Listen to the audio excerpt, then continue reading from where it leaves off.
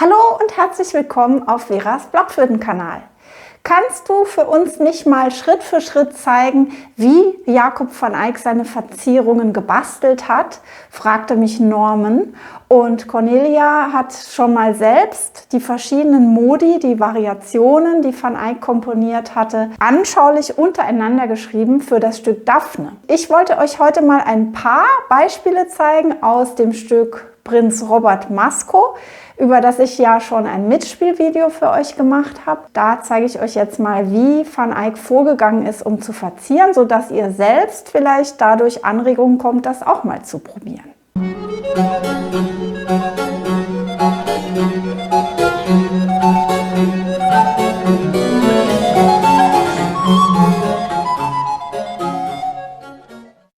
Hallo, schön, dass ihr wieder dabei seid. Wenn ihr genau solche Blockflöten-Fans seid wie ich, dann bitte abonniert meinen Kanal und unterstützt meine Arbeit dadurch.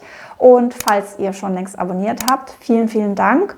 Und ja, freue mich sehr, dass ihr wieder mit dabei seid.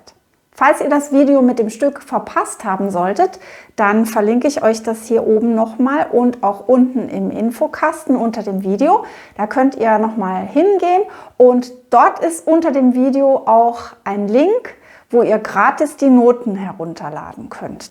Wir schauen aber heute nicht nur Jacob van Eyck in die Kochtöpfe, sondern auch mir selbst.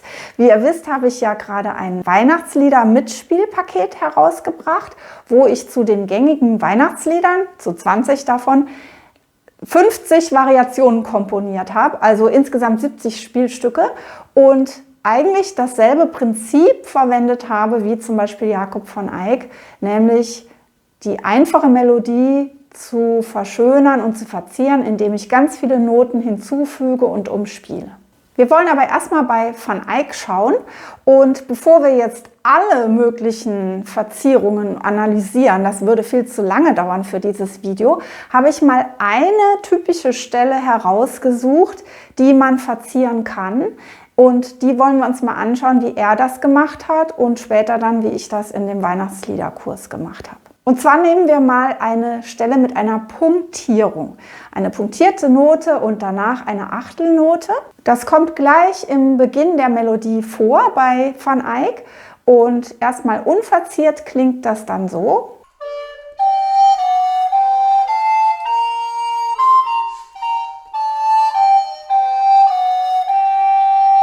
Jetzt kommt mal die erste verzierte Fassung davon.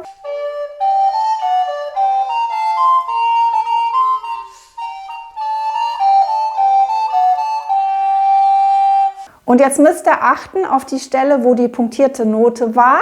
Deshalb habe ich das mal schön für euch untereinander geschrieben. Das ist also hier nicht die zweistimmige Version, sondern das ist einmal die reine Melodie und dann gleich die verzierte Version, die van Eyck dann draus gemacht hat.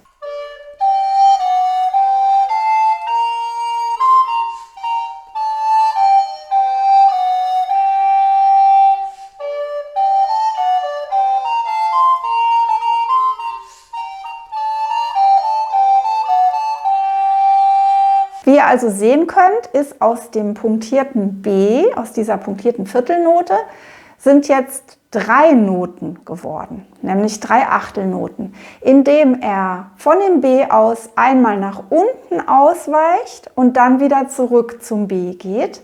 Und die 4. Note, hier ist das C, das steht ja auch in der ursprünglichen Melodie oben. Also er hat eigentlich vom B aus einmal nach unten gewechselt zum A und wieder zurück.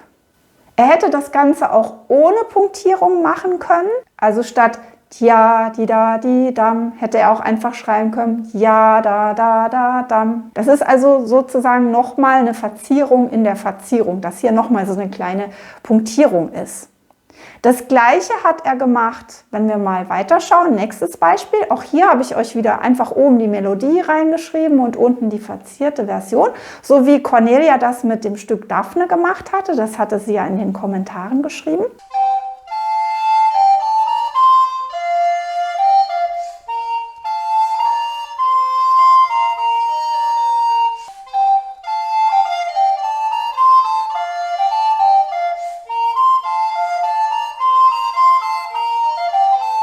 Und hier ist er von dem A aus, was da ursprünglich steht, einmal nach unten gegangen. Und wenn er dann aber wieder zurückgegangen wäre aufs A, dann wäre das ein bisschen eintönig gewesen. Dann hätte da gestanden A, G, weil danach ja sowieso auch ein G kommt. Und so ist er noch eins weiter nach unten ausgewichen, nämlich zum F. Also A, G, F. Und dann geht es auf der ursprünglichen Melodie weiter. Natürlich wird später dann noch mehr verziert, aber wir gucken jetzt mal nach dieser Punktierung. Und gleich im nächsten Takt haben wir wieder so ein Beispiel. Von der punktierten F aus ist er nach oben. Und wenn er dann wieder zum F zurückgegangen wäre und dann zu dem G, dann hätte man F, G gehabt. Und das ist einfach ein bisschen langweilig. Deshalb auch hier wieder nach oben ausgewichen. Also F, G, A und dann erst zu dem G. Jetzt habe ich euch ja eben erzählt, dass er die Punktierung an der Stelle genauso gut hätte weglassen können. Und das hat er zum Beispiel in der zweiten Stimme gemacht. Er hat ja auch die zweite Stimme verziert oder variiert. Da sehen wir hier in diesem Beispiel, auch hier im zweiten Takt, bei der punktierten Note B. Da ist er dann in der Verzierung vom B aus einmal nach oben gegangen zum C und zurück und landet dann auf dem A, das ja sowieso kommen muss. Und hier ist es dann mal ohne Punktierung. Ja, dann habe ich noch zwei Beispiele, wo das auch wieder der Fall ist, wo wieder diese punktierte Note aufgefüllt wird durch 3/8 anstelle der punktierten Viertelnote und wo das auch wieder ganz logisch geht und ohne Punktierungen. So, und dann zeige ich euch mal, wie ich das auch gemacht habe. Und zwar bei dem Stück Zu Bethlehem geboren. Das Stück finde ich unheimlich schön. Und da hört ihr jetzt erstmal die ganze Melodie.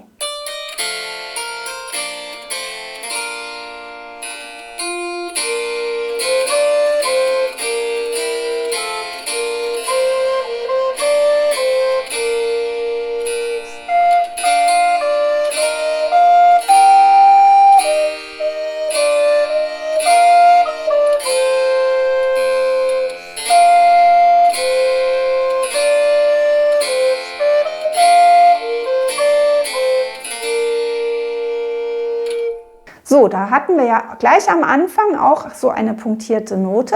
Und wenn ihr jetzt mal gut hinhört und ich blende es auch ein, dann könnt ihr hören und seht, dass ich auch wieder hier diese punktierte Note, genau wie Van Eyck das gemacht hat und Millionen anderer Leute, die Verzierungen sich ausdenken, umspielt habe. Also vom B aus einmal nach unten ausgewichen bin, wieder zum B und dann auf dem C angekommen bin, das sowieso käme.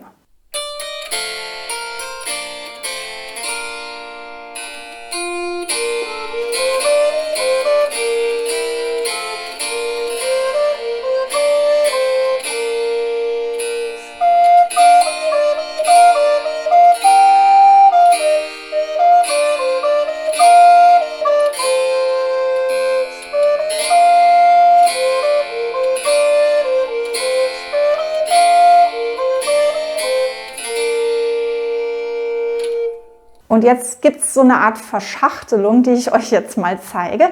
Ich habe nämlich vom Thema zur ersten Variation habe ich an einer Stelle, wo hier das lange G steht, die halbe Note G und danach das S kommt. Da habe ich jetzt bei der ersten Variation aufgefüllt, indem ich jetzt aus dem Zweischlag G eine punktierte gemacht habe und noch eine Achtel, die das G und das S verbindet, nämlich ein F.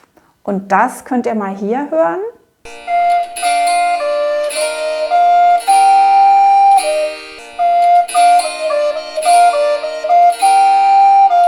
So, und dann habe ich für die zweite Variation, für das nächste Stück, habe ich dann wieder auf die altbekannte Art diese punktierte Note unterteilt in 3/8 Noten.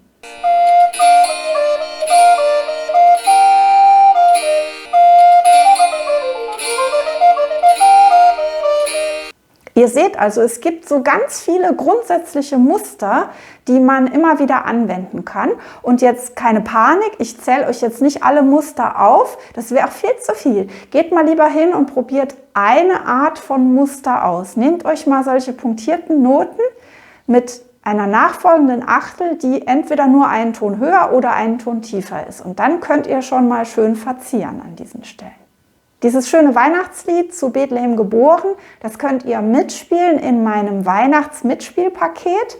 Dort könnt ihr das mit der Cembalo-Begleitung spielen oder mit mir mit der Blockflöte und dem Cembalo zusammen. Und natürlich bekommt ihr auch die Noten darin. Das Mitspielpaket gibt es für die Altblockflöte oder für die Sopranblockflöte.